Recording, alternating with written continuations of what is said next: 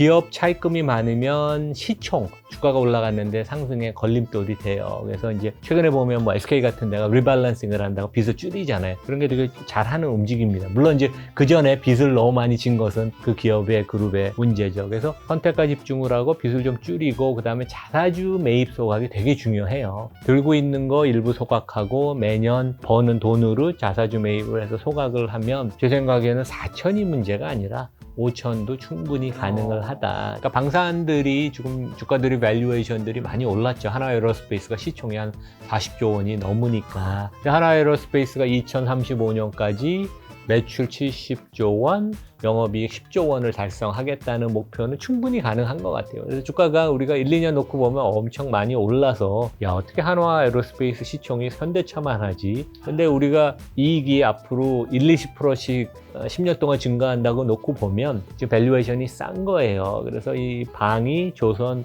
원자력 테마는 상당히 갈 것이다. 이거는 그리고 한국뿐만 아니라 전 세계적으로 최근 이 업종이 다 호황이고 아주 장기 테마인 것 같아요. 네. 한국 사람이라면 신청만 해도 받을 수 있는 지원금이 있다고요? 약정 끝난 인터넷, 정수기, 휴대폰 가만히 두면 최대 128만 원 손해입니다. 아정당에 전화 한 통이면 인터넷 TV 최대 48만 원, 정수기 최대 30만 원, 휴대폰 전환 지원금 최대 50만 원까지 설치당해 입금됩니다. 만약 다른 곳보다 혜택이 적다면 차액의 120%를 보상합니다. 게다가 신용카드도 현금 캐시백을 최대 20만 원이나 받을 수 있습니다. 카드값도 많이 나오는데 이왕 쓸 거 현금 받고 쓰면 좋잖아요. 신청도 아정당 홈페이지에서 1분이면 되니 쉽고 간편합니다. 이사, 청소도 유명한 아정당은 이사당일 불만족 시 전액 환불하는 보장이사도 가능합니다. 365일 24시간 무료 상담까지 정당하게 받자 아정당.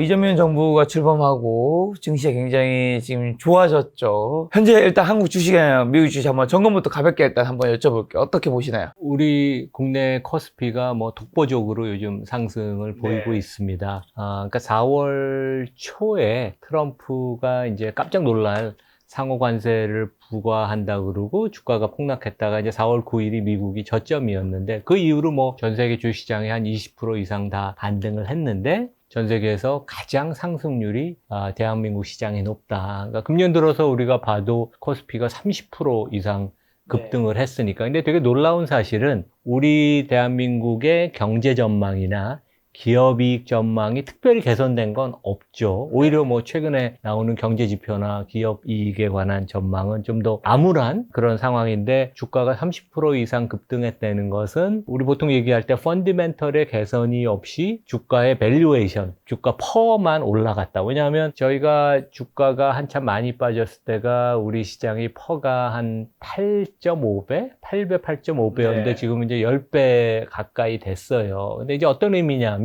구조적인 주가 밸류에이션의 레벨업, 그러니까 구조적인 변화입니다. 하지만 펀더멘털 기업이익이나 경제 전망의 변화가 없는, 그러니까 무엇이냐면 유일한 지금 주가를 레벨업 시킨 것은 투자자 보호가 앞으로 대한민국 주식이 좀 잘 될 것이다. 그것의 촉매는 상법 개정. 외국 투자가들하고 저는 교류를 많이 해서 이제 이 사람들 생각은 과연 한국은 주식 투자를 할 수 있는 나라인가? 대한민국 기업들이 되게 좋고 좋은 제품 만드는데 어느 날 갑자기 최근에 뭐 파마 리서치 같은 데가 대표적인 거죠. 코스닥의 시총 5조 원인데 갑자기 회사를 분할하고 지배주주는 지주회사로 다 지분을 옮길 것이고 일반 주주는 사업회사로 밑으로 가는데 어느 날 나는 선택을 강요를 당하는 거예요. 그러니까 이제 이런 일들이 워낙 자주 일어나니까 한국은 투자하기 참 힘든 나라다. 이제 그래서 그게 코리아 디스카운트 요인인데 이번에 아마 이번 주에 상법 개정이 된다고 합니다. 목요일 날 아니면 금요일 날 본회의를 통과한다고 하는데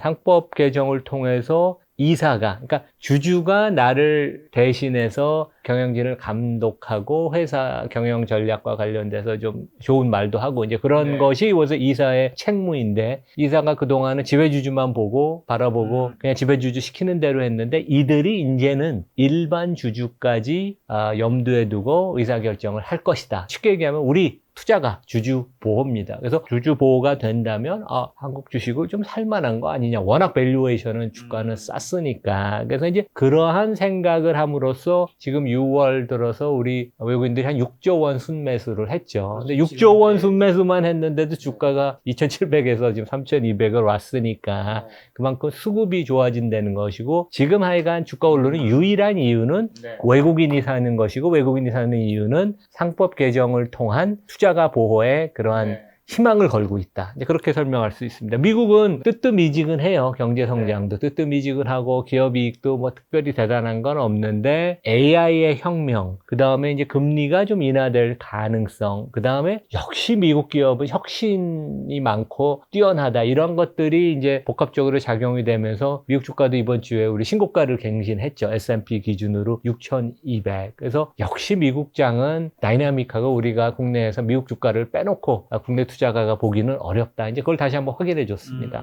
지금 말씀하신 대로 코스피가 오늘이 이제 7월이 시작되었는데, 코스피 3,121 장중인데 코스닥이 786. 사실 그 사이 바뀐 거는 대통령인 거잖아요. 그 밖에는 엄청 뭐가 바뀌었다고 말하기는 쉽진 않잖아요. 경제는 오히려 성장 전망이 더 안 좋아졌고, 네. 기업 이익도 뭐 반도체나 뭐 전기차, 자동차, 그 다음에 뭐 배터리 특별히 좋아진 건 없습니다. 근데 바뀐 것은 정치의 리더십, 그 다음에 자본시장을 중시하는 새로운 정부가 들어섰다. 이제 그게 가장 큰 이제 변화죠. 지금 그러면 외국인이 사고 있는 건가요? 지금 최근에 외국인은 순매도, 기관과 개인은 순매수하는 양상이라고 하는데, 말씀하신 거랑 좀 어떻게 해석해야 될까요? 그러니까 뭐 하루하루 보는 것에 따라 틀리긴 한데, 지난주 금요일 날 외국인들이 많이 팔았어요. 그 가장 큰 이유는 지난주에 상법 개정이 국회 문턱을 통과할 것이라고 외국 투자가들 사이에 기대를 했고, 국내 언론도 그런 보도를 했는데 이거 아닌 거 아닌가. 근데 외국 투자가들은, 저도 한 30몇 년을 자본시장에 있었고 외국 투자가들 많이 상대했지만, 한국 정부, 한국 기업에 대한 신뢰가 진짜 없습니다. 그동안 그러니까 한국을 오래 봤던 사람일수록 나는 많이 당했어. 한국 정부 믿었다간 큰 코 다친다. 그래서 이번에도 반신반의하는 외국 투자가가 워낙 많습니다. 그게 거꾸로 이번 주에 상법 개정이 되고 부속 조항들, 뭐 집중투표제 뭐 이런 것들이 진짜 다 이루어진다면, 반신반의하던 외국인들이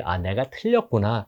한국을 비중 축소 언더웨이트 아주 적게 갖고 있던 걸 최소한 중립 내지 비중 확대로 해야 되겠네. 그래서 어마어마한 외국 자금들이 몰려올 가능성이 있다. 근데 국내 투자가들은 또 최근에 이러한 상법 개정 기대감으로 주식을 잘 안 팔려고 그러죠. 수급이 엄청나게 타이트해지면서 주가가 많이 올라갈 여지가 있다. 그러니까 금년, 내년 외국인 순매수는 수십조 원에 아주 강하게 이루어질 가능성이 있다. 한마디로 향후 외국인의 매수세라든가 순매수 규모가 굉장히 커질 수 있다고 보시는 거네요, 교수님. 우리가 경험한 그동안 매수세보다 훨씬 큰, 그러니까 이제 어느 정도 최근에 자금 이동이 많냐 하면, 미국 정부, 트럼프 정부에 대한 불안감, 달러를 우리가 너무 많이 익스포저가 있으니까 좀 더 탈달러를 해야 되는 거 아닌가, 이제 그런 움직임들이 많았죠. 그래서 이제 유럽 주가가 급등을 상반기에 했고, 일본도 4월에 한 달 동안 무려 외국인이 한 달 동안 36조 원 일본 주식을 샀습니다. 어마어마한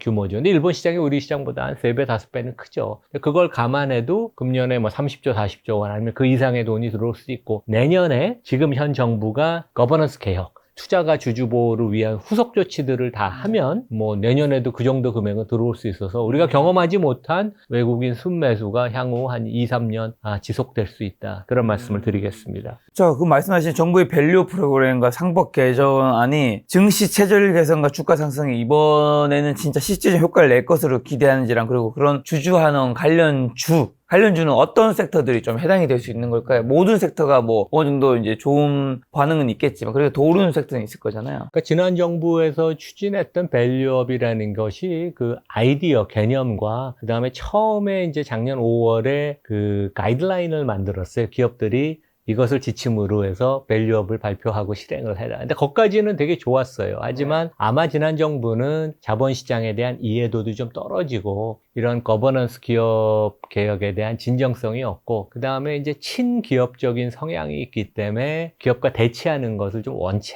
않았던 것 같아요. 그래서 약간 시작은 좋았지만 이제 용두사미 같이 됐는데, 밸류업 그 아이디어, 개념 자체는 좋아서 개별 기업들이, 아마 이번 정부는 이제 이름을 바꿀 것입니다. 근데 이제 개별 기업들도 밸류업을 해라, 그 지침을 따라라, 이제 그런 것을 좀 더 강하게 요구를 해야 될 거고, 실제 밸류업이 성공했다고 한국거래소는 발표했지만 실제 우리나라 가장 대장주인 삼성전자는 아직 밸류업 발표 안 했습니다. 그러니까 한화그룹 같은데, 삼성그룹 같은데도 각각 한 개사만 발표를 했고, 그래서 호응도가 아주 낮아요. 그래서 이번 정부가 이름을 바꾸는 거는 뭐 가능하지만 이제 그걸 꾸준히 추진하는 거고, 그 다음에 한국 기업들이 너무 일반 주주를 무시하는 관행이 많기 때문에 스스로 그냥 잘하라고 자율적으로 맡기는 것은 그동안 전혀 성과가 없기 때문에 이번에 이제 법제도를 통해서 반칙을 하면 꿀밤을 맞는다, 처벌을 받는다, 이제 그런 그 원칙을 강하게 드라이브 거는 게 좋고, 아마 이제 수혜주들은 그동안 이제 이 밸류에이션이 주가가 눌렸든, 그게 뭐 지배주주의 뜻이었든 아니면 시장이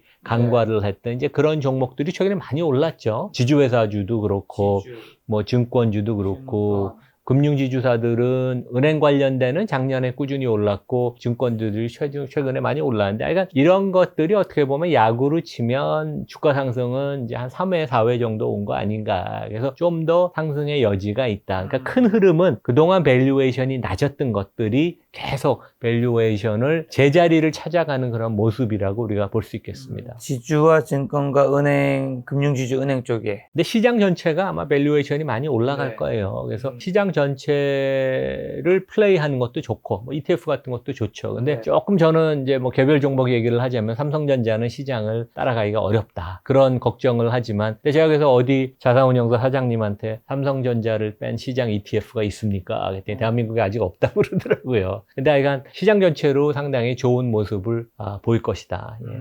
한 금융 전무가 국내 상장사 이익이 늘어나지 않는다고 하더라도 코스피가 4천을 돌파하는 것은 가능한 상황이라고 말한 걸 제가 봤는데, 신문기사에서 독일 증시처럼 경제 펀더멘탈과 무관하게 코스피가 정고점 돌파나 뭐 4천 이렇게 가능하다고 보시는지, 하반기 한국 주식 좀 전망은 전체를 좀 어떻게 보시나요? 어떤 분들은 실적이 뒷받침되지 않으면 이게 지금은 어쨌든 정책 모멘텀으로 올라간 부분이 있지만 계속 올라갈 수는 없다, 이렇게 얘기하시는 분도 있고. 그러니까 한국 정도 기업 수준이면 뭐 퍼가 한 12배, 13배 정도에 거래되는 건 합리적입니다. 미국 시장이 지금 22배에 거래되고, 일본, 대만이 한 14배 정도에 거래되거든요. 근데 우리가 8배에 거래되는 건 너무 페널티가 부과한 밸류에이션이었고, 지금 이제 10배가 됐고, 12배, 13배 되는 건, 그러니까 일본, 대만보다 조금 할인받는 게 맞을 것 같아요. 그래서 정상을 찾아가는 과정이니까, 다이내믹한 기업 이익의 증가의 스토리가 없어도 그렇게 가는 것은 충분하고, 제가 맡고 있는 한국기업 거버넌스 포럼이 4월 22일 날 이제 차기 정부와의 바라는 자본시장 과제, 그래서 이제 거버넌스 개혁의 로드맵을 발표를 했고, 그것과 맞물려서 저희 포럼이 기업들이 선택과 집중을 잘 하고 차입금을 갚고, 빚이 좀 너무 과다하게 많습니다, 우리나라 기업이. 그러니까 빚을 좀 갚고, 왜냐하면 기업 차입금이 많으면 시총 주가가 올라갔는데 상승에 걸림돌이 돼요. 그래서 이제 최근에 보면 뭐 SK 같은 데가 리밸런싱을 한다고 빚을 줄이잖아요. 그런 게 되게 잘하는 움직임입니다. 물론 이제 그 전에 빚을 너무 많이 진 것은 그 기업의 그룹의 문제죠. 그래서 선택과 집중을 하고 빚을 좀 줄이고, 그 다음에 자사주 매입 소각이 되게 중요해요. 들고 있는 거 일부 소각하고, 매년 자기 회사가 이제 버는 돈으로 자사주 매입을 해서 소각을 하면, 제 생각에는 4천이 문제가 아니라 5천도 충분히 가능을 하다. 근데 하여간 상법 개정을 이번 주에 하고, 후속 조치로 집중투표제도 도입하고, 감사위원, 그러니까 일반 주주를 위해서 일할 수 있는 독립감사위원 선출을 늘리고, 그 다음에 자사주에 대해서 우리나라에서 이제 뭐 총자산이 2조 원이 넘는 큰 회사들 강제로 소각을 하는 그런 원칙을 천명을 하고, 뭐 이런 것들이 이제 이루어지면 5천도 충분히 가능하다고 생각합니다.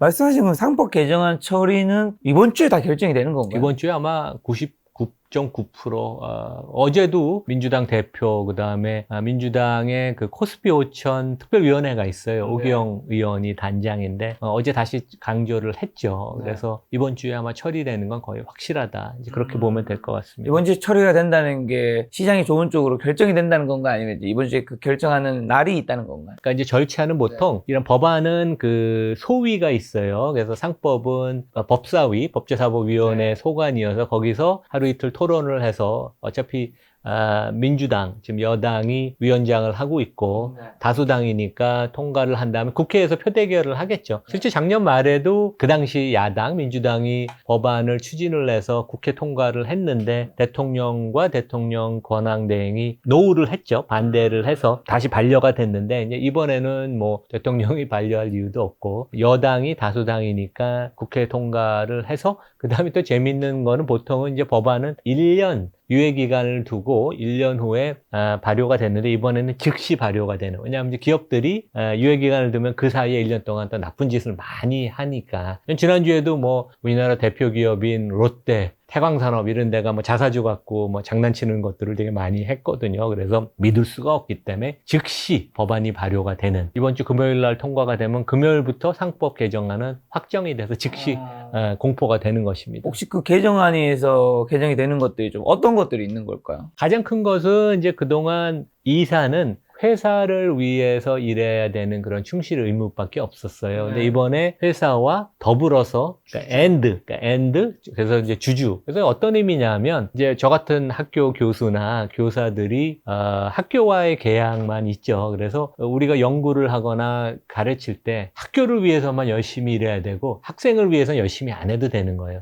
그게 말이 되나요? 말이 안 되죠. 당연히, 교사나 교수는 우리 학생, 제자를 위해서 최선을 다하고 열심히 해야 되는데, 우리나라는 상법이 그동안 이사는 회사를 위해서만 일해야 되고 회사의 주인인 주주를 위해서는 일할 필요 없다고 천명을 했었어요. 그리고 기업들이 그거 악용을 했는데 이것은 그냥 선진국에서는 그냥 그 사회의 그 통념상 법제도에 녹아있는 당연한 거예요. 그러니까 인간이 숨을 쉬듯이 기업은 주주를 위해서 일해야 되고 이사도 주주를 위해서 일해야 되는데 그게 도입되는 건 어떻게 보면 당연한 거고 이제 이사들이 주주의 이익에 반하는 의사결정을 하면 주주들이 그거에 관해서 법률적인 이제 이의를 제기할 수 있고 심지어 뭐 개인 투자가든 펀드든 이제 소송을 할 수 있다는 거죠. 그러면 이제 이사들의 행동이 생각이 바뀌겠죠. 내가 그동안은 나를 뽑아준 회장님을 위해서 눈치만 보면서 그분이 시키는 대로 했는데 내가 이 의사결정이 일반 주주한테 피해가 가는 것이면 내가 이거 하면 안 되겠구나. 최소한 기권을 하든지 반대를 해야 되겠구나. 그 생각이 바뀌거든요. 그래서 이제 이사회의 분위기, 그다음에 의사결정 과정 그런 것들이 바뀌면서 원래 선진국은 경영이 이사회를 중심으로 CEO도 선임을 하고 CEO 평가하고 해고하고 경영에 관한 감독의 권한이 있는 이사회가 막강한 권한인데 한국은 회장이 그냥 이사회를 경영의 그 수단, 방법으로만 여겼는데 이제 그것이 바뀜으로써 엄청난 큰 변화가 있을 것입니다. 그러면 사실 그런 기대감 때문에 말씀하신 지주, 증권, 금융지주, 뭐 이런 회사들도 증권 관련 회사들도 많이 주가가 좀 오르긴 했잖아요. 그럼 이게 금요일날 이제 통과가 된다면 그 이후로도 오를 수 있는 여지가 충분히 더 많이 있는 걸까요? 아니면 그 기대감을 충분히 많이 땡겨왔기 때문에 지금은 오히려 말씀하신 그런 섹터들은 좀 투자를 조심해야 하는 걸까요? 그 좋으신 질문이에요. 왜냐하면 땡겨온 건 사실이니까요. 주식시장은 선반영이 되는 거고 루머에 사고 뉴스에 팔아라. 근데 이제 국내 투자가들이 의외로 빨리 이 상법 개정에 대한 기대감을 반영을 해서 주가를 오히려 최근에 공격적으로 많이 샀습니다. 근데 결국 우리 시장의 몸통은 여전히 외국인이고 최근에 주가가 2,700에서 3,000을 좀 훌쩍 뛰어넘은 가장 큰 동의는 6월 달에 외국인들이 한 6조 원 이상 샀어요. 반도체 주식, 자동차 주식, 방산 주식, 뭐 금융주 이런 거를 수천억 단위로 많이 사서 그런데 아까 제가 말씀드린 것처럼 외국인들 중에는 한국에 대해서 그동안 워낙 많이 배신을 당했기 때문에 정부 정책, 그다음에 기업들한테 너무 많이 속았기 때문에 한국 정부 정책은 믿지를 않는 사람들이 워낙 많습니다. 그래서 상법 개정도 왜냐하면 작년에도 밸류 판다 그러다가 다 포기했잖아요. 그래서 이번에도 물론 이재명 정부가 다른가 하지만 외국인들은 정치인들에 대해서 판단을 잘 하기가 어렵죠. 근데 정책이 법안이 통과가 되고 확정이 돼서 발효가 되면 그때 믿을 것입니다. 그래서 외국인들의 대기 자금이 어마어마하게 지금 많아요. 그래서 지금 반신반의하는 외국인들도 장국 주가가 워낙 올라가니까 이건 내가 뭔가 미스한 거 아닌가 놓친 거 아닌가 하지만 여전히 밸류에이션이 한국 시장이 퍼가 10배니까 물론 금년에 30%가 올라갔다 그래도 외국인들은 펀디멘탈한 잣대는 밸류에이션을 놓고 봅니다. 퍼가 10배, PBR이 조금 올랐지만 1배. 그러면 여전히 저평가됐기 때문에 큰 자금들, 연기금, 대형 펀드들의 자금이 지금 이제 사이드라인에 지금 기다리는 게 많은데 이번 금요일 날 이제 법안이 국회 문턱을 통과돼서 확정 발표되고 즉시 발효가 되는 순간 외국인 자금들은 상당히 대규모로 더 몰려올 것이 외국인 있다. 자금은 그동안 당한 게 너무 많기 때문에 지금 할까 말까 이런 상황에서 들어오긴 좀 쉽지 않고 진짜 하게 되면 그때부터 물밀듯이 들어올 확률이 굉장히 높다라는 말씀인 거네요. 네, 맞습니다. 자, 그러면 이재민 정부가 근데 그거 외에도 내수 신작을 위해서 추가 경정 예산 추경 의결을 하고 있는데 요게 하게 되면 어쨌든 우리 대한민국 국민 주머니에 이제 돈이 조금씩은 다 쏟아져서 할 텐데 이걸로 인해서 뭐 증시라든가 아니면 증시에서도 어떤 섹터에 좀 플러스가 되는 부분들이 있을 수 있을까요? 뭐 제 생각에는 이제 경제 심리를 좀 살리겠다는 그렇죠. 꺼진 불을 좀 다시 지피겠다는 그런 정책 시도는 뭐 나쁘진 않습니다. 네. 근데 막상 실물 경제에 얼만큼 도움이 되고 특히 이제 자본시장에서 그게 얼만큼 도움이 될지는 저는 조금 조심스러운 생각을 해요. 오히려 증시가 3,000을 넘고 3,500을 돌파를 해서 최근에 보면 정치 성향을 불문하고 네. 주가가 오르니까 모든 사람들이 좋아합니다. 그렇죠. 근데 이제 결국 경제는 심리라는 말 얘기가 있잖아요. 네. 투자도 투심이 중요하듯이. 그래서 한국 주가가 3,000이 최소한 바닥이고 여기서부터 더 많이 올라간다고 하고 많은 사람들이 이게 이제 조금 경제가 이제 앞으로 좋아지겠다는 그런 기대 심리, 주가가 오르면서 사람들이 자신감이 생기면서 소비를 좀 늘리고 그런 거가 되면 오히려 이제 그러한 자본시장 증시가 촉매가 돼서 경제 심리가 조금 바닥을 다지고 회복이 되는. 근데 이제 결국 실물이 되게 좋아져야 되죠. 근데 오히려 아니라 자본시장 정책이 오히려 그 추경보다 더 파워풀한 경제의 심리를 좀 이끌어주는 그런 촉매 역할을 할 가능성이 있다. 말씀을 드릴게요. 이재명 대통령이 그럼 정책 수혜감이 앞으로 좀 기대가 되는 섹터는 어디로 좀 정리하면 될까요? 그러니까 대한민국의 네. 상장사의 90% 이상이 지배주주가 있는 소위 우리가 얘기하는 재벌, 대기업이나 뭐 중견기업들도 다 패밀리들이 있잖아요. 그러니까 한국 기업의 10개 중에 9개 이상은 이제 패밀리 소유 지배주주가 있는데 이런 데들의 상당 부분이 그동안 회장의 의사결정이나 경영진의 의사결정 아니면 그것을 뜻을 이어받아서 이사들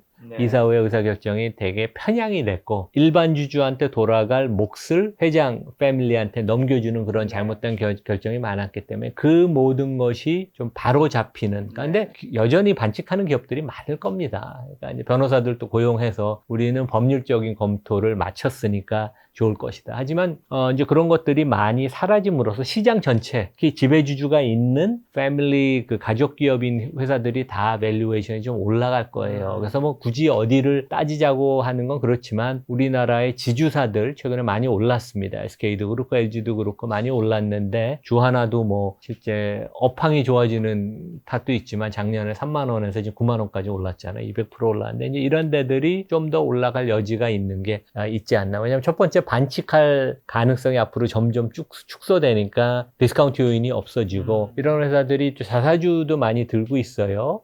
SK 같은 데는 전체 발행 주식 수의 25%가 자사주니까 그래서 자사주를 일부라도 소각하면 바로 주주가치 증가로 연결이 되니까 가장 억눌려 있던 주식들이 주가가 재평가 받을 것이다. 그리고 뭐 증권주 같은 데도 최근에 올라온 거가 자사주를 많이 들고 있잖아요. 근데 자사주의 신영증권 같은 데가 전체 발행 주식의 50% 이상이 자기 자식으로 들고 있는데 아마 상당 부분 소각을 해야 될 겁니다. 그러면 이제 그런 시장이 상당히 똑똑하고 합리적으로 움직여서 자기 자본이 줄면 또 ROE도 올라가고 그러면서 이제 선순환이 될 수 있는 그런 거기 때문에 제 생각에는 지주회사, 금융 관련 회사, 그 다음에 은행 지주 회사들, 뭐 KB 신한 같은데 작년부터 꾸준히 올랐지만 여전히 대단히 매력이 있어서 그런 데들도 꾸준히 상승할 여력이 있다고 보입니다. 배당도 뭐 한 5, 6%, 60%씩 주잖아요. 매력이 되게 있죠. 말씀하신 그 자사주가 많이 들고 있는지 없는지가 우리가 충분히 쉽게 알 수 있는 건가요? 자사주 있어야지 소각을 할 수 있는 거니까요.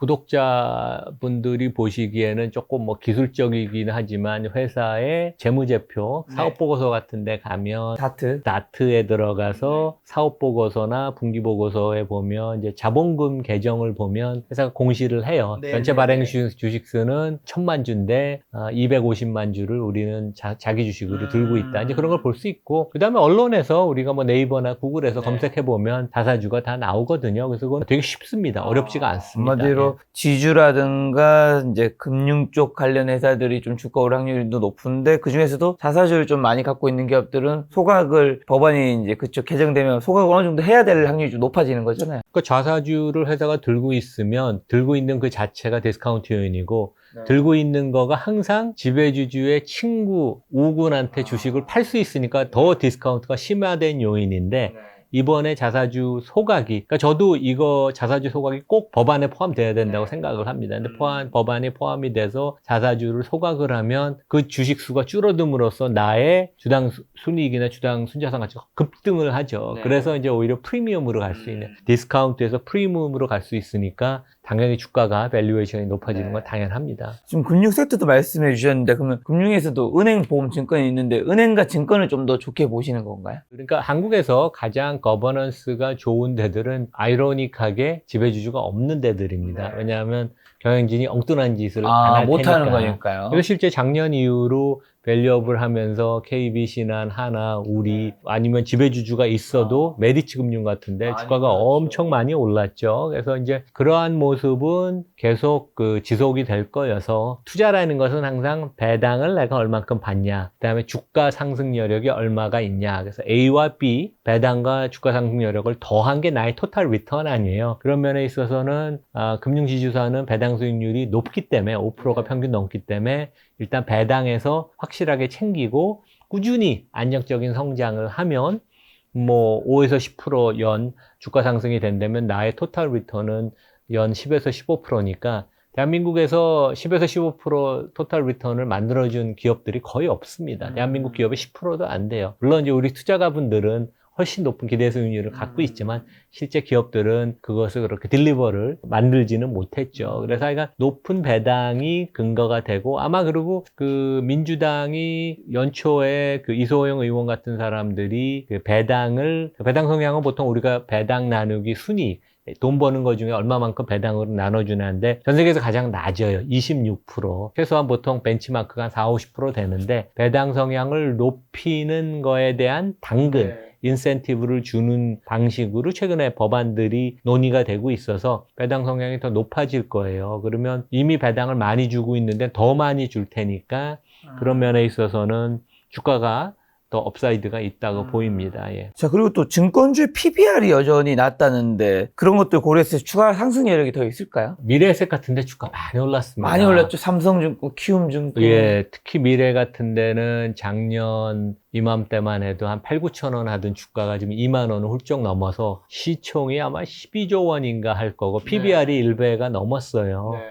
일부 종목은 미래에셋 같은 데는 주가가 너무 많이 좋은 기대감이 다 반영이 된 것 같고 근데 미래가 주가가 가장 많이 오른 이유는 이 회사는 뭐 지배주주를 위한 것이든 어쨌든 간에 확실하게 우리는 앞으로 몇 년 동안 자사주 매입을 해서 소각을 공격적으로 하겠다. 주주 원환을 하겠다를 천명했고 그걸 좀 잘 지키고 있어요. 6% 오르고 있는. 아, 그래요? 그래서 그렇게 지금 자사주를 공격적으로 주주 환원에 이용을 하는 회사는 주가가 올라갑니다. 근데 그러니까 금융사가 PBR이 1배가 넘으면 밸류에이션이 상당히 높은 거예요. 그러니까 미국 같은데 JP모간이 PBR이 한 2배가 넘는데 세계에서 가장 경영을 잘하는 금융사가 PBR이 2배인데 우리나라 기업이 1배가 벌써 넘었다면 그러니까 좀 만만치 않은 밸류어치입니다. 근데 이제 그것과 달리 지금 뭐 PBR이 0.5배, 6배인 은행들, 그다음에 일부 증권사들 같은 데도 있습니다. 그래서 오히려 그런데 조금 소외된 데를 우리가 찾는 게 더 좋지 않을까 이제 그런 생각을 해봅니다. 근데 이게 업종에서 한두 회사가 공격적으로 자사주 매입 소각을 하면 다른 회사들도 어떤 시장의 프레셔 네. 그런 것 때문에 소각을 할 수밖에 없을 겁니다. 그래서 지금 우리가 가시적으로 하는 데들은 미래랑 한두 개밖에 없지만 나머지 증권업종도 소각을 할 거라. 그래서 은행 지주사, 증권주 아니면 증권 지주사가 제일 유망하고, 보험은 업황은 그렇게 뭐 좋지는 않지만 삼성생명 같은 데가 이제 삼성전자 주식을 들고 있는데 그것을 처분해야 되는 게 아닌가, 이제 그런 논의가 많아서 그런 것들이 이슈화가 되고 그러면 이제 삼성생명의 주주환원 여력이 높아지면서 주가가 더 모멘텀을 탈 가능성도 있겠죠. 그럼 은행 쪽에서는 그 이제 정부에서 이번에 주택 초강력 대출 규제를 했단 말이죠. 6억 원 주택담보규제를 했는데, 근데 은행은 어쨌든 예대 마진으로 먹고 사는 이제 기업인데, 요게 은행주에 미치는 영향이 크다는 분도 있고 제한적이라는 분도 있고 하는데 어떻게 좀 보시나요? 경제가 너무 어렵기 때문에 그러니까요. 상생금융을 해야 되는 명분을 은행 그 경영진이 거부하기는 되게 어려울 거예요. 그리고 어차피 금융이라는 게 뭐 준공공재 성격이 있고 관치를 많이 받기 때문에, 그래서 어느 정도의 그 정부의 협조 요구에 대해서 은행이 따르는 것은 이미 주가의 밸류에이션이 녹아 있습니다. 뭐 그 은행 관련 금융지주사들 PBR이 뭐 0.5배 정도밖에 여전히 안 되니까, 그러니까 그런 관치의 리스크는 녹아 있는데, 지금 우리가 논의되는 수준 정도에서 이제 머물러야지 정부가 더 많은 것을 요구를 해서 은행이 너무 이익이 많이 나기 때문에 국민들한테 경제에 기여를 하라 그러면 그거는 좀 문제가 될 거고, 더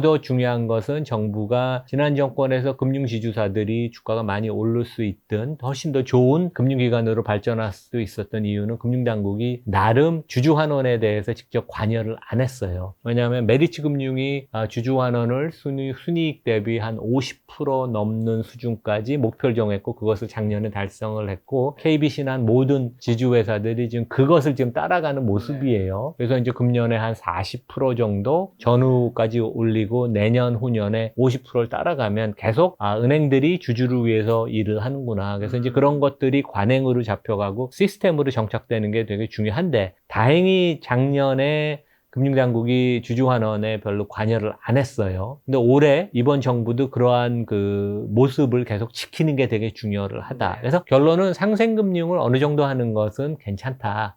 이익이 많이 나니까. 물론 그것도 안 하면 제일 좋겠죠. 그러한 이익이 많은 업종, 특히 내수업종에 대해서 정부가 기여를 하려는 건 요즘 전 세계적으로 다 그런 좀 논의가 있습니다. 하지만 주주 환원에 대해서는 정부가 은행들이 주주 중심으로 많이 환원을 하겠다는 그런 방침에 대해서 간섭을 해서 못하게 하거나 속도를 지연시키는 그런 지시를 행정명령을 내리거나 이제 뒤에서 압력을 넣는 그런 것들은 지양을 해야 된다. 이제 그런 말씀을 드리겠습니다. 자, 그리고 이제 삼성전자, 지금 여의도에서는 삼성전자 없는 코스피를 처음 맞이하고 있다, 뭐 이런 얘기가 들리고 있는데, 삼성전자가 없다가 아니라 삼성전자 주가가 제가 자산운용사 사장한테 얘기한 겁니다. 그거 그런가요? 하나 만들라고. 삼성전자 주가가 못 오르는데 정수배 3,000을 넘은 현상인데, 근데 어떻게 그게 어떻게 보면 네. 다른 종목 놓고 보면 한 3,500 간 것처럼 그렇죠, 느껴질 수 있는 맞습니다. 거죠. 그렇죠? 삼성전자 시총을 많이 차지하니까요. 삼성전자 2분기 실적 저점 회복이 예상된다면서 파운드리 부진과 이런 낮은 HM 비중 문제를 이제 극복해야 되는데, 이걸 좀 어떻게 극복해야 되며, 주가는 좀 어떻게 보시나요, 앞으로? 삼성전자가 이제 너무 안 올랐잖아요, 사실. 여전히 6만 원 되거나 뭐 근처거나 뭐 답답하죠, 아주. 그러니까 기술력의 지금 경쟁력이 떨어지는 건 사실이고, 네. 그 간격을 다시 좁히는 거는 시간이 많이 걸릴 것입니다. 네. 그리고 삼성전자가 지금 이제 전영영 부회장이 반도체를 맡고 나서 좀 으쌰으쌰하는 되게 포커스를 하고 이제 그런 그 모습을 보이는 건 사실이지만, 여러 가지 뭐 근로의식이나 이제 그런 것들이 사기가 많이 저하가 됐어요. 그렇죠. 그래서 이제 그런 것들이, 이게 이제 삼성전자는 항공모함 아니에요. 항공모함을 한번 돌리는 게, 방향을 돌리는 게 쉽지 않아서 시간이 걸릴 것이다. 근데 다행히 작년부터 임원들은 주식 보상을 하면서 1,000명 넘은 임원들이 매일 주가를 확인하는, 우리의 경영이 이렇게 안 좋으면 주가도 안 좋을 수 있구나. 이제 그런 걸 느끼는 것들은 좋은 모습인 것 같아요. 근데 약간 기술력을 격차 뒤처진 걸 다시 따라잡는 거는 시간이 많이 걸리고, 파운드리 저희는 적자가 더 심화가 될 것이고 TSMC와의 격차를 좁히는 건 현실적으로는 불가능하다고 보입니다. 그러면 사업 전체 구조를 놓고 볼 때 삼성전자의 항상 문제점으로 지적되는 게 반도체, 스마트폰, 부품, 파운드리 모든 것을 한 회사가 다 하는데 지금 전 세계적인 추세는 한 분야에 모든 역량을 집중해도 될까 말까 한데 이 많은 너덕 개의 사업 포트폴리오를 갖고 있는 게 현실적으로 가능하냐. 그리고 이제 삼성그룹의 한 일원이고 삼성그룹은 다양한 뭐 호텔도 하고 조선도 하고 뭐 그러니까 그래서 아마 경쟁력이 많이 떨어지는 사업 부문은 오히려 분사를 해서 그 홀로 살게끔 만드는 강한 그러한 독한 그런 경쟁력을 갖추라고 스스로 자립을 하라고 이제 그런 식으로 논의가 되면서 삼성전자가 좀 더 기업의 경쟁력에 대해서 고민을 하고 그런 식으로 되면 회사가 좀 더 주가가 탄력을 받고 회사 기업 가치가 올라갈 것 같은데 지금 상황에서는 뭐 6만 원 넘었고 6만 원이 바닥이 될 수는 있지만 주가의 상승하는 모습은 대단히 더딜 것이다. 물론 이제 업황이 좋아지고 내년에 반도체 이익이 좀 좋아진다고 기대를 최근에 많이 하잖아요. 그러면 주가가 좀 오르긴 하겠지만 시장이나 다른 경쟁사 대비 주가의 상승폭은 되게 제한적일 것이다. 이제 그렇게 생각을 합니다. 오늘은 좀 이제 올라서 6만 900원, 뭐 800원. 그래서 뭐 다른 주식 대비 뭔가 떨어진 것 같은 느낌도 드네요. 그러니까 안 오르고 있어요. 주가가 좀 올라도 또 매물이 항상 출회가 항상 돼서 주가가 무겁습니다. 어떤 회사 구조의 변화 이런 것들이 좀 일어나야지. 그래서 하여간 파운드리가 하여간 워낙 지금 돈을 잡아먹는 그 하마같이 돼서 그 턴어라운드가 현실적으로 불가능하니까. 그리고 TSMC의 경쟁력이 파운드리에서 너무 있기 때문에 오히려 계속 고객들이 이탈되고 그런 모습을 보여서 하여간 뭔가 사업 구조의 큰 변화를 그룹 회장단 그다음에 이제 그 삼성전자 경영진이 깊이 고민을 해야 되는 게 아닌가 그렇게 생각을 합니다. 그럼 그런 기술력 측면에서 TSMC가 초월류가 좀 된 배경을 좀 한번 이야기해 주신다면요. TSMC는 저희 그 거버넌스 포럼이 한 3주 전쯤 대만의 전문가를 이제 모셔서 강연도 이제 갖고 세미나를 가졌는데 진짜 기술자 엔지니어 중심의 문화예요. 그래서 이제 삼성이 좀 어려운 게 관리하는 사람들이 득세를 해서 엔지니어들의 목소리가 이제 없어졌다 이제 그런 얘기를 하잖아요. 근데 TSMC는 반도체 장비를 구입하든 모든 회사의 중요한 의사결정은 엔지니어들의 의견이 100% 좌우를 해서 관리는 엔지니어를 뒷받침하는. 그리고 이제 이 회사는 되게 회사의 그 성과도 임직원이 다 공유할 수 있게 종업원들이 주식을 살 때 보조금도 주고 이제 그러한 문화를 만들고 그다음에 회사의 그 문화 철학, 그 다음에 근로의식, 그 다음에 이제 엔지니어들 초봉이 한 8, 9천만 원쯤 된다고 합니다. 근데 이제 기본급은 그거에 반도 안 되고 나머지는 이제 상여금 인센티브여서 열심히 하면 내가 많이 받고, 열심히 안 하면 상여금이 적고 심지어는 해고도 될 수 있는. 그래서 우리보다 대한민국 전체 IT 기술 근로자들보다 엔지니어보다 훨씬 근로의식이 높고 업무 강도가 세고, 그 다음에 주말에 고객이, 그러니까 파운드리라는 것은 고객과 같이 일을 하는 거거든요. 내가 대량 생산을 해서 파는 게 아니고 고객의 피드백이 중요한데 주말에 토요일날 일요일날 고객이 이런 이슈가 있어서 이거를 좀 해결을 해주면 좋겠다고 하면 주말에도 공장에 달려가서 그걸 해결을 하는. 그러니까 되게 우리랑 많이 틀려요. 그러니까 삼성전자가 20년 전엔 그랬죠. 10년, 20년 전에. 근데 이제 우리는 그러한 근로의식이 없어졌는데 이제 그런 것들이 결국 그 회사에 이제 오랜 30년 넘게 녹아 있으면서 초인류 경쟁력을 갖는 TSMC가 된 게 아닌가. 이제 그런 것들. 그 다음에 여기는 단일 사업만 하잖아요. 파운드리에는 하나만 하고 그 다음에 회사도 딱 한 회사만 상장이 돼 있어요. 그래서 모든 회사의 기업 가치는 한 회사 TSMC. TSMC는 그 한 주식수의 한 20%가 미국에 상장돼 있죠. 우리가 TSM이라는 티커 코드로 미국 주식 가치 우리가 살 수 있거든요. 그래서 여전히 되게 매력이 있는 주식이고 우리가 반도체의 바스켓에 삼성전자, SK 하이닉스만 담는 것보다는 TSM이라는 건 꼭 항상 우리가 넣어야 되는 그런 포트폴리오에 꼭 필요한 주식이라고 생각을 합니다. 아니, 말씀하신 근로의식 주말에도 뭐 저는 공감이 되는 게 저도 뭐 이제 외부와 커뮤니케이션을 할 일이 있을 거잖아요. 큰 채널 운영하다 보니까 주말에 저도 어쩔 수 없이 피차 톡이든 뭐 연락을 할 때가 있는데 주말 내내 안 보시는 분들이 있어요. 분명히 왔는 거 우리 한국 사이인데 어떻게 왔는 걸 몰라요. 근데 이제 주말 내내 안 하다가 다음 주 평일에 이제 연락하시는 분도 있고 어떤 분들은 바로 답답하고 해주는 경우도 있고. 근데 저 같은 경우는 거의 오면 그냥 저한테 톡이나 이런 경우 그냥 바로 해드리거든요. 왜냐면 그다음에 저 촬영도 주말에 잡힐 수도 있잖아요. 근데 확실히 이게 또 어떻게 보면 근로자의 입장에서는 뭐 사실 주 5일제와 이런 게 확실하게 지켜지는 게 좋기도 하지만 말씀하신 또 회사의 경쟁력 측면에서는 그 주인의식이 되게 필요하고 네. 우리 김 작가는 어제 우리가 카톡 주고받았는데 제가 네. 이거는 더 추가로 질문하자니까 바로 답변을 하시더라고요. 바로 그래서 수정해서 이제 보내드리고. 그러니까. 역시 잘 되는 이유가 있습니다.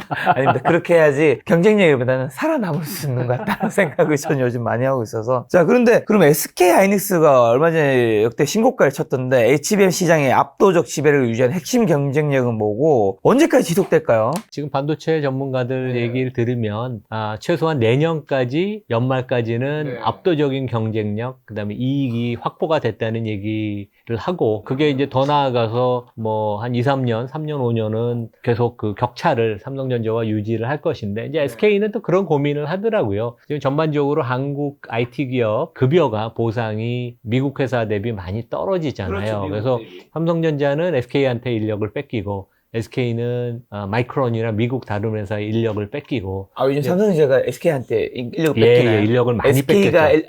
삼성한테 뺏기는 것보다. 요즘은 삼성전자의 핵심 인력이 SK 오퍼를 받으면 진짜요? SK로 가고, 그 다음에 SK에 간 사람이 또 미국 회사, 뭐 엔비디아가 뽑을 수도 있고, 마이크론이 뽑을 수도 있죠. 그러면 이제 여러 가지 이유로 가족이 미국을 살고 싶다. 아니면 보상 금액이 워낙 크니까. 그래서 미국으로 또 이직하는 경우도 많다 그래서, 이런 것들은 되게 우리가 해결해야 될 문제. 그러니까 회사를 어떻게 끌고 가고, 뭐 결국 회사는 다 사람이 하는 거잖아요. 우리 핵심 인력을 어떻게 보상을 하고 이 사람들을 만족시키느냐가 되게 그런 고민을 우리 별로 안 했었어요. 근데 이제 인력의 모빌리티가 전 세계적으로 항상 그 화두가 되니까 이제 그런 부분에 있어서 되게 숙제가 되고 뭐 SK가 또 너무 성공을 했다고 또 자만을 하고 이제 그런 것들은 안 되겠죠. 예.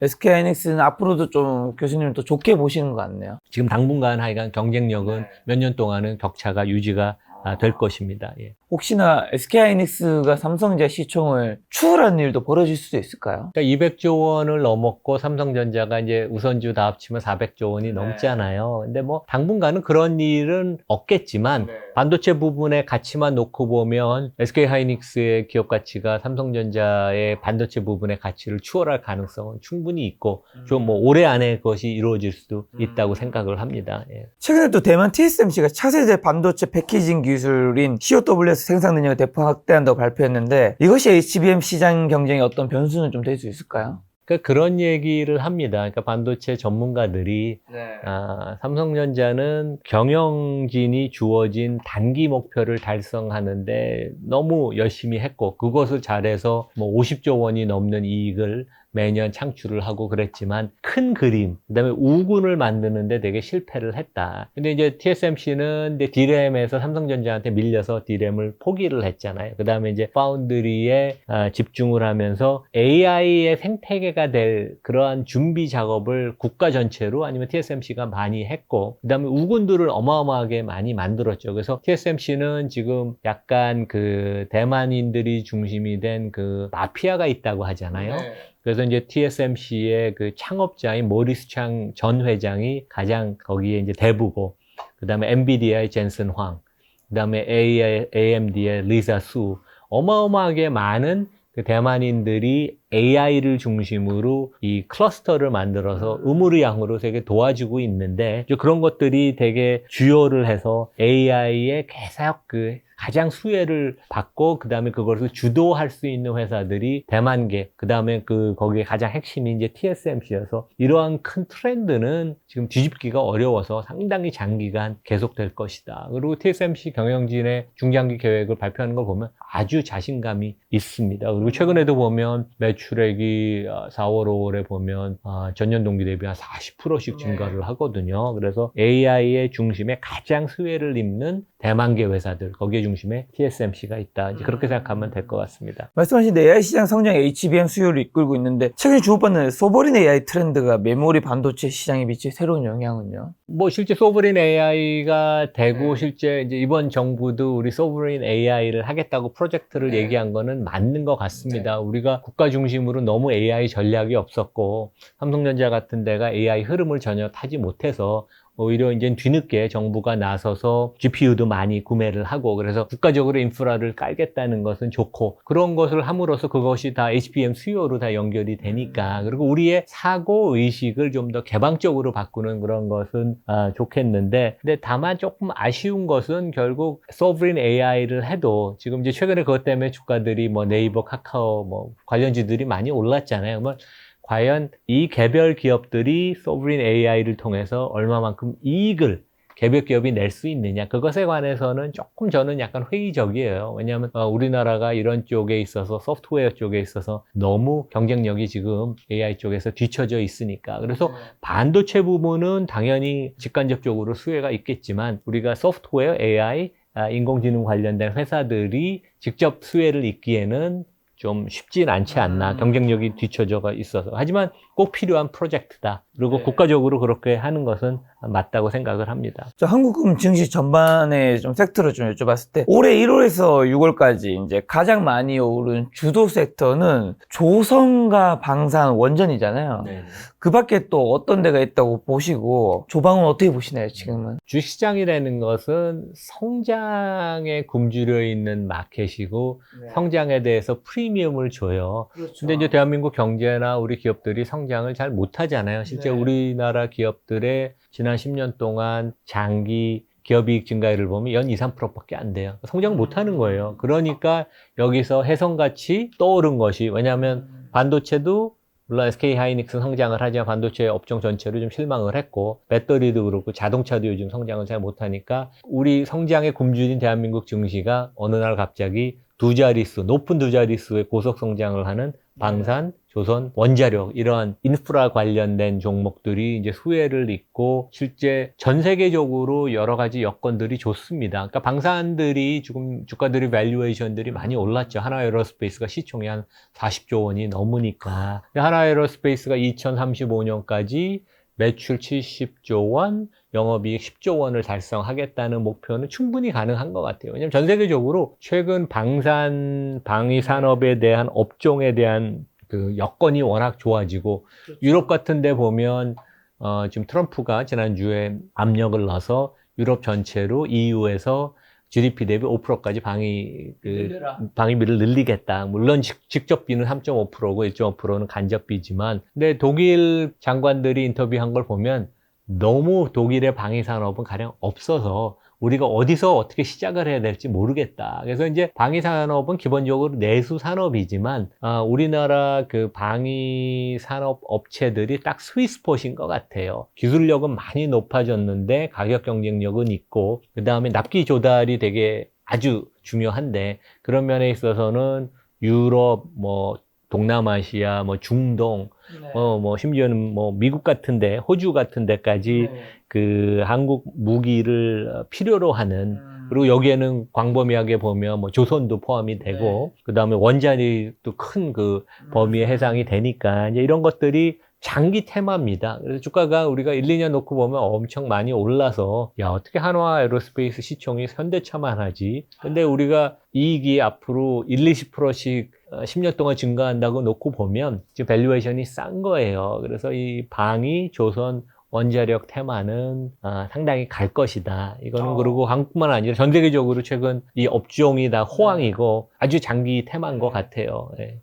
방위, 조선, 원전이 기업의 이익이나 매출액은 뭐 늘어날까 생각하지만 사실 주가는 이미 굉장히 많이 올랐는데 교수님은 앞으로도 좀 더 좋게 보시는 10년 후, 20년 후를 내다보면 결국 그런 것까지 우리가 다 반영이 될 텐데 지금 주가는 1, 2년 동안 오른 것은 앞으로 2, 3년 좋을 거가 반영이 돼서 그 이유는 아직 충분히 반영이 안 돼서 장기적으로 갈 수 있는 테마고 방위산업업체가 전 세계적으로 그렇게 많지가 않습니다. 시총이 큰 게. 그래서 한국 기업에 대한 그러한 인식의 변화 그러니까 이제 구매하는 정부 업체들의 시각뿐만 아니라 이제 금융 투자가들, 외국인 투자가들도 한국 그 방위조선, 특히 조선은 전 세계 업체가 몇 개 없어요. 그렇죠. 한국 업체들이 경쟁력이 워낙 있으니까 이제 좋은 그런 테마라고 생각을 합니다. 그럼 조선 방산 원전등 특정 테마주로 이제 어쨌든 굉장히 쏠림 현상이 좀 있었는데 이런 걸로 인한 리스크는 좀 없을까요? 조선은 이제 방위 산업은 2주 전쯤 그 미국의 스텔스 폭격기가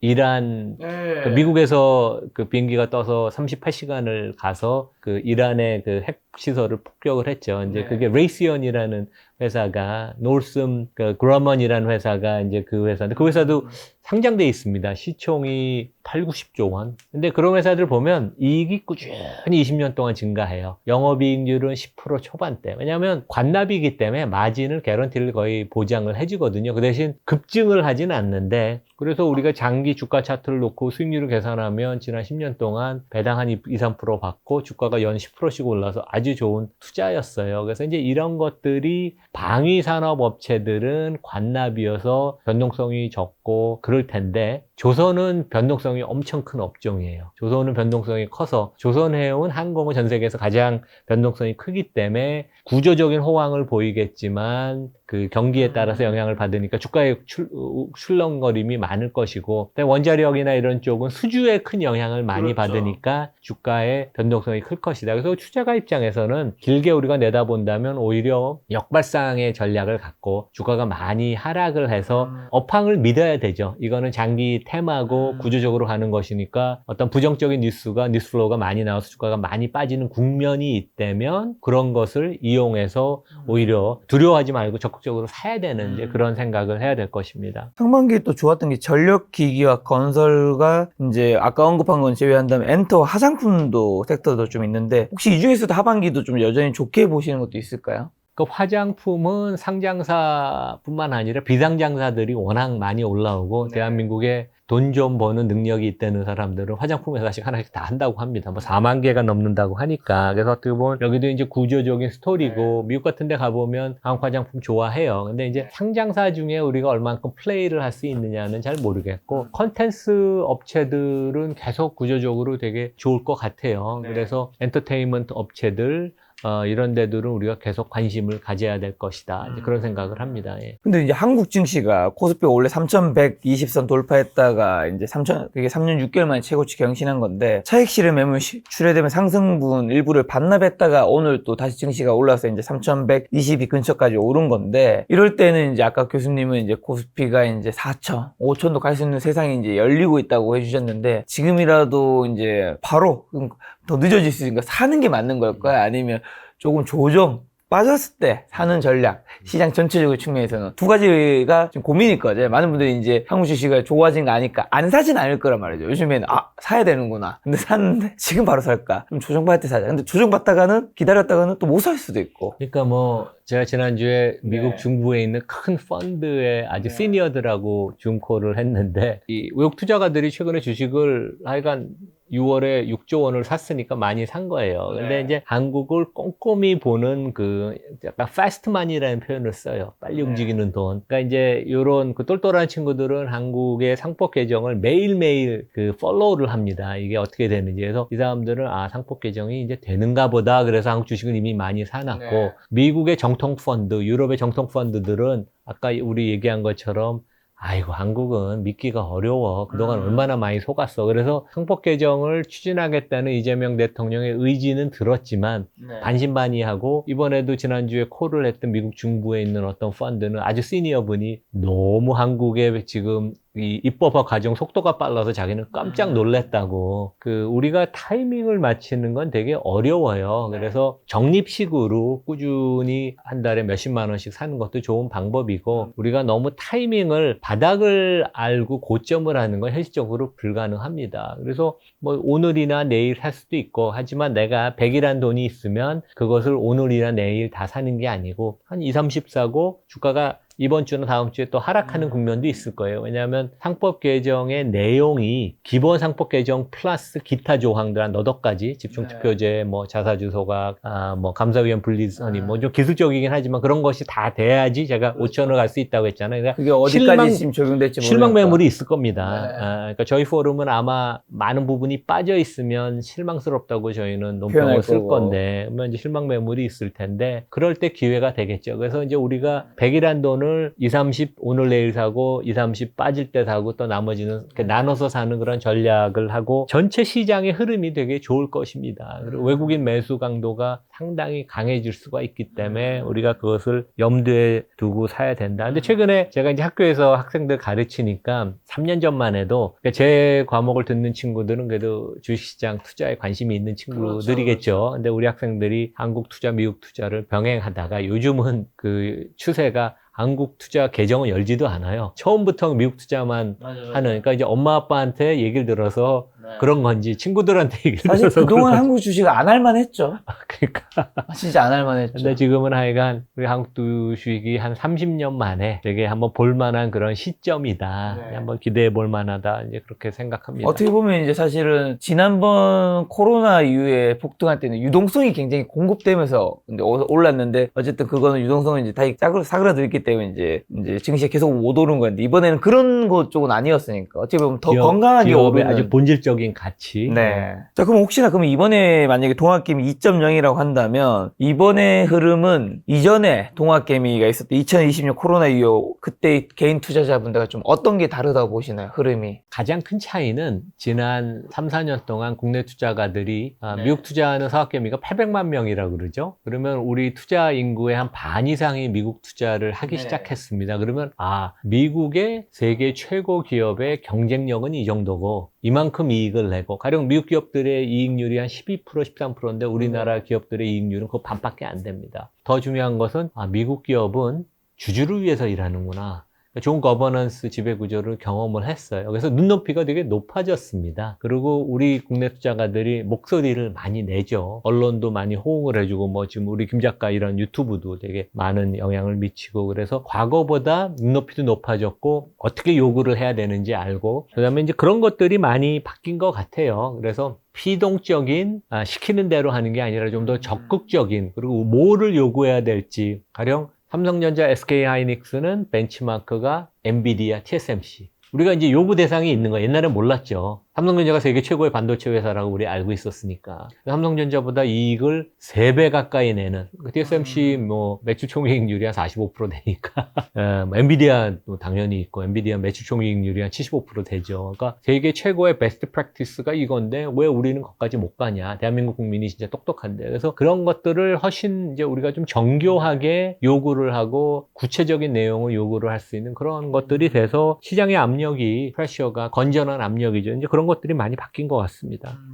자, 미국 주식 좀 여쭤보면 지금 신고가 치고 있는데 최고치에 경신 중인데 미국 시장 어떻게 보시면서 미국 빅테크 주식들 지금 사도 괜찮은 회사들은 있을까요? 그러니까 미국 주가는 진짜 타이밍이 어려운 것 같고요. 네. 그러니까 저도 이번에 그 회복력을 보인 걸 보고 좀 놀랐습니다. 저는 진짜요? 미국 주가가 망가졌다는 생각은 전혀 안 했지만 조금 매크로 리스크, 정책 리스크가 커서 그리고 탈달러 움직임이 워낙 강했기 때문에 미국으로 돈이 돌아올까. 근데 이제 미국 주가 최근에 이끈 가장 큰 견인한 것은 주가가 빠지면 빠질수록 미국 기업은 이사회에서 자사주 매입을 더 공격적으로 하거든요. 우리 회사의 밸류는 이 정도인데 트럼프 때문에 주가가 이만큼 빠져 있으면 저평가됐으니까 회사가 돈이 남으니까 이걸 주주한테 돌려줘야지. 그래서 자사주 매입해서 소각을 하잖아요. 그래서 그런 힘들이 미국 기업의 경쟁력이고 AI 시대로 오면서 중국이 따라오지만 결국 미국, 중국 그 외에 대안은 별로 없습니다. 그러니까 미국 기업은 우리가 적립식으로 투자를 하든 목돈이 있든 하여간 뭐 굳이 타이밍을 안 보고 좋은 기업들을 사는 거. 근데 이제 조금 세계에서 가장 좋다는 기업도 주가들이 종종 하락을 합니다. 엔비디아도 100% 초반대까지 하락을 했고 TSMC 미국에 상장된 TSM도 지금 220달러인데 2달 전에 140달러까지 하락했었어요. 그러니까 주가 하락하는 국면이 항상 있어요. 그래서 내가 좋아하는 종목, 펀디멘털이 좋은 데를 찜해놨다가 리스트를 만들고 이 종목이 지금보다 한 20% 이상씩 하락할 때 사는 것도 되게 좋은 전략이다. 미국 주가가 최근에 변동성이 높아져서 많이 오르기도 빠져야 하지만 빠질 때도 많이 빠집니다. 그래서 한국 주식보다 오히려 변동성이 커졌죠, 미국 주식이. 아니 근데 엔비디아는 150달러까지 갔다가 100달러 근처까지 엄청 많이 떨어졌다가 다시 이렇게 160달러까지 올 수 있는 이유가 뭔가요? 결국 엔비디아의 독점이 계속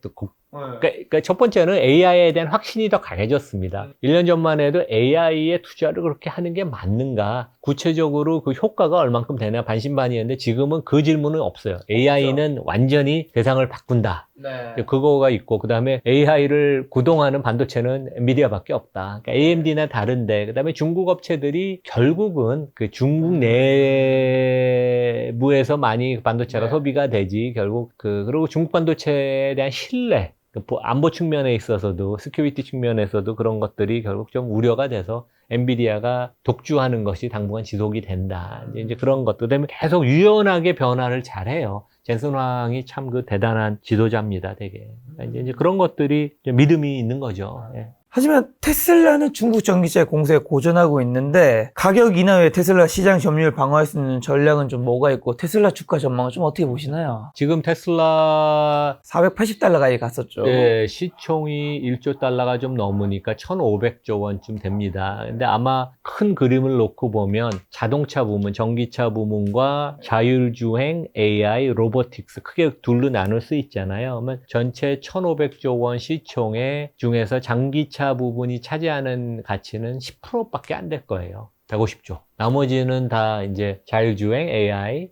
로보택시, 로보틱스 이런 건데, 확실히 이번에 경쟁력을 보여주긴 보여줬어요. 근데 이제 본업이 전기차가 너무 어려워지고, 원래 자동차가 세상에서 가장 큰, 규모가 큰 업종이에요. 그렇죠. 압도적으로 크지만 돈 벌기가 또 그만큼 어렵고, 경쟁이 치열하고 마진이 높지가 않습니다. 그래서 테슬라는 전기차는 좀 틀린 거 아닌가 이제 그런 생각을 했다가 결국 이번에 지난 분기에도 영업이익률이 많이 떨어졌고 다시 영업이익률을 10% 이상을 회복하는 건 당분간 불가능하다. 그런 것에 의해서 변동성은 계속 생길 것이고 그 다음에 Full Self Driving, FSD나 로보택시는 이제 뉴스 플로우에 따라서 주가가 많이 변화가 될 거니까. 근데 하지만 확실한 것은 자율주행에 있어서 중국 업체들이 자동차는 팔지만 중국 업체들의 자율주행을 미국이나 유럽이나 한국 같은 데서 쉽게 우리가 사용하기는 어렵고 미국 테슬라 위주가 될 것이고 테슬라와 그 구글의 그 웨이모가 훨씬 더 기술적으로는 훌륭한 업체지만 차량 단가가 20만 달러가 웨이모는 되고 테슬라는 3만 달러 미만에서 모델 Y를 대량으로 찍어내니까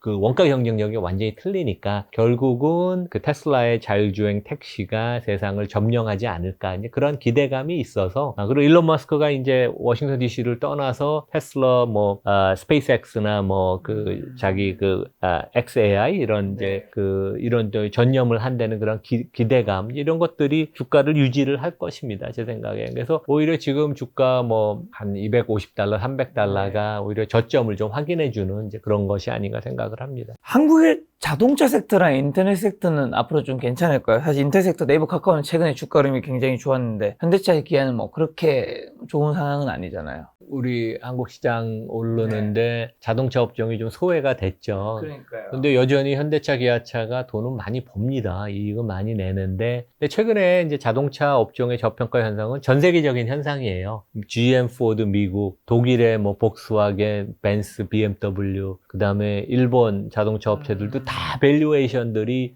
퍼가 5배, 6배를 못 넘습니다. 그게 어떻게 보면 테슬라가 잘하고 중국의 전기차 업체가 치고 올라오는 것에 대한 우려, 그 다음에 이제 현대차를 포함한 현대차가 전 세계에서 한 톱3 안에 드는 자동차 업체죠. 독일, 일본, 미국, 한국 4대 자동차 강국의 전통 내연기관 업체들이 전기차 시대, 자율주행 시대에 살아남을 수 있을까 이런 우려들이 반영이 된 건데 그래도 다 힘들어하지만 그 중에 현대차가 좀 유연한 게 아닌가. 그래서 일본에서 최근에 보면 닛산, 혼다 같은 데 진짜 어려워지고 독일 업체들도 유연성이 소프트웨어를 잘 못하기 때문에 거기보다는 현대가 잘한다고 가정을 하면 물론 오퍼레이팅 시스템이나 이런 거에 문제는 근본적으로 있습니다. 그래서 누구 걸 갖다 쓸지는 모르지만 그래서 이제 그런 상대적인 비교 우위가 있기 때문에 주가가 결국은 어느 정도 따라잡을지 않을까. 그리고 정의선 회장의 리더십이 괜찮습니다. 그래서 그런 점에는 점수를 줘야 되는 게 아닌가. 인터넷 업종은 아까 얘기 드린 것처럼 네이버나 카카오가 이제 제가 이런 얘기를 하고 싶어요. 그러니까 AI 인력이 너무 부족해요. 그러니까 미국도 부족이 해서 메타 같은데 AI 전문가가 이제 수백 명이 있는데 미국 내에서 공급이 부족해서 실제 미중 관계가 껄끄러워도 중국 본토의 AI 전문가들을 미국이 그 워크 퍼밋이나 아니면 영주권을 줘서 미국으로 많이 초대를 합니다. 그 정도로 AI 인력이 부족하고 이 사람들은 일주일에 한 80시간씩 일을 하고 그러는데 한국은 AI 인력이 절대 부족합니다. 어느 날 갑자기 이번 정부가 우리 소브린 AI를 한다고 AI 전문가들이 양산이 되는 게 아니거든요. 그래서 정부가 돈으로 추진을 하고 AI 이 프로젝트에 네이버랑 그 카카오 아니면 기타 업체들이 참여를 해서 인프라를 만들고 돈을 씀으로써 그런 효과는 있겠지만 이들 기업이 AI 전문가가 절대 부족한데 그걸 기반으로 뭔가 제대로 만들어서 돈을 지속 가능한 이익을 낸다는 건 상당히 기대하기 어렵다. 그래서 저는 뭐 최근의 주가 반등은 좋지만 그것이 얼만큼 지속이 될지는 저는 약간 회의적입니다. 예. 자, 그럼 마지막 정리하는 질문으로 2025년 지금 7월인데 지금 같은 상황에서는 한국 주식과 미국 주식 뭐 뭘 사야 할지 좀 비중을 좀 어느 정도 좀 배분하면 좀 좋을까요, 교수님? 그러니까 저는 항상 우리가 너무 편식을 하지 말자. 그렇죠. 이제 그런 얘기를 해서 기본적으로 장기 성과는 미국 투자가가 워낙 좋으니까 미국 주식을 많이 담아야 되지만 최소한 최근 몇 년 동안은 한국 증시가 아주 다이내믹한 국면으로 갈 것 같아서 저는 기본적으로 한 5대5, 50대 50을 담는 게 좋지만 내가 미국 시장을 되게 잘 알고 미국에서 그동안 좋은 성과가 있으면 뭐 6대4나 7대3으로 미국 주식을 많이 담아도 되고 나는 한국 주식을 좀 더 믿고 내가 잘 종목이나 섹터 ETF나 이런 걸 내가 고를 자신이 있으면 한국 주식을 6대4 뭐 이렇게 담아도 되는데 기본적으로 한 반반 정도 해서 장기적인 성장과 배당을 같이 노리는 전략 그리고 좀 길게 보는 게 되게 중요하다 그렇게 생각을 합니다. 자, 그렇다면 한국 주식에서는 만약에 현금 좀 5천만 있다면 어디에 어떻게 좀 마지막으로 투자를 하면 될까요? 시장 ETF가 되게 좋다고 생각하고요. 왜냐하면 강세장에서는 종목을 내가 잘 골라서 시장을 이기기가 되게 쉽지가 않습니다. 그리고 어디 자산운용사가 시장 ETF 마이너스 삼성전자를 새로운 그런 상품을 만든다면 그런 거가 좋을 것 같고 그 다음에 이제 뭐 개별 업종을 따진다면 아까 말씀드린 지주사, 대기업의 지주사, 그 다음에 금융 지주사 뭐 이런 것들, 그 다음에 아까 성장성이 있는 그 방위산업 주식들, 조선주들 이런 것들이 좋지 않나. 그래서 개별 종목이 어려우면 이 관련된 섹터 ETF들이 있으니까 뭐 그런 것들도 괜찮을 것 같습니다. 예. 혹시 그러면 그 지주사, 금융 지주사, 방위, 조선 얘기하셨는데 지주사, 금융 지주사 중에서는 이제 모든 뭐 대부분 회사가 좀 좋을 수도 있겠지만 오르게 되면 좀 더 봐야 되는 지표라든가 어떤 걸 좀 확인해야 되는 그런 건 있을까요? 그러니까 지주사 같은 데들은 자사주를 얼만큼 들고 있느냐. 그 다음에 이제, 그거는 우리가 숫자로 금방 나올 수 있으니까, 지배주주의 지분율, 그 다음에 그동안 거버넌스를 얼마만큼 파행적으로 악용을 했느냐. 이거는 뭐 질적인 판단이니까, 이제 이런 것들이 되게 중요하죠. 그래, 금융지주사는 향후 그 회사들이 다 밸류업 계획을 발표했습니다. 2027년, 어떤 데는 2030년까지 발표를 해서 대부분 그 약속을 다 이행할 수 있다고 저는 보이거든요. KB 같은 데가 안정성, 그 다음에 뭐 퀄리티는 제일 뛰어나지만 이미 밸류에이션이 좀 올라와서 주가 상승 여력은 좀 떨어질 수가 있고, 오히려 뭐 신한이나 하나 같은 데들이 많이 올라올 수도 있고 그래서 뭐 하여간 업종 ETF를 사는 게 가장 좋지 않나. 그러니까 저는 은행 중심이 된 금융지주사가 더 좋을 것으로 안정적인 이익을 창출할 것으로 생각합니다. 증권보다. 예, 증권 최근에 많이 올랐습니다. 그리고 이제 증권회사들이 구조적으로 미래 같은 데가 이제 대표적인데 PBR이 1배가 넘게 계속 유지가 되는 건 그렇게 쉽지는 않아요. 그래서 뭐 단기간 동안 한 200% 이상 올랐으니까 좀 많이 올랐다는 생각은 듭니다. 방위나 조선에서는 좀 뭘 좀 봐야 될까요? 방위 산업은 이제 업종 ETF들이 좋고 저는 한화 같은 데가 뭐 거버넌스 문제는 있지만 여러 가지 그 회사의 경쟁력이나 그 다음에 그 주 계약자로서의 그동안 히스토리 뭐 이런 것들이 업력 이런 것들이 되게 좋다고 생각해서 한화와 관련된 관계사들이 방산 쪽에서는 주가가 올랐지만 이익의 증가율이 너무 지금 높기 때문에 한 2, 3년 후에 이익을 대비 지금 주가를 놓고 보면 밸류에이션이 그렇게 높지는 않습니다. 그래서 이제 기업 그룹을 따진다면 한화가 가장 좀 유망하지 않나 이제 그런 생각을 합니다. 그리고 오히려 거버넌스 관련된 이슈들이 있어서 조금 이제 엉뚱한 짓, 그다음에 일반 주주 이익을 침해하는 그런 것들은 좀 자제하지 않을까 이제 그런 생각을 합니다. 교수님 말씀하신 대기업 지주사라든가 금융 지주사라든가 방위조선 여기 대부분이 해당되는 게 하나그룹이 좀 해당되네요. 한화그룹이 방산 조선에 있어서는 가장 강자니까 그러니까 뭐 여러 가지 그 회사 그룹의 그동안 전통을 놓고 보고 그다음에 사업 포트폴리오를 놓고 보면 가장 포지션이 되게 좋죠. 예. 알겠습니다. 그럼 마지막으로 하반기 주식투자 포인트랑 눈여겨봐야 될 변수 한번 찝어주시면서 마지막 투자 조언 한마디 주고 가신다면요. 최근 뭐 우리 시장의 펀디멘털이 급격하게 개선이 되고 있고 그것의 화두는 상법 개정, 즉 투자가 보호인데 결국 우리 국회, 아마 이번 정부는 국회가 여당이 중심이 돼서 금융정책, 자본시장 정책을 많이 끌고 갈 것 같아요. 여당과 그 다음에 이제 대통령실, 청와대가 중심이 돼서 끌고 갈 것 같은데 그 상법 개정이 있고 그건 이번 주에 통과가 되고 그 밑단에 있는 집중투표제, 그 다음에 뭐 감사위원 분리선출, 거기에 강화된 3% 적용, 자사주 소각, 뭐 이런 것들이 되게 디테일한 아주 파워풀한 정책인데 이러한 너댓 가지 정책을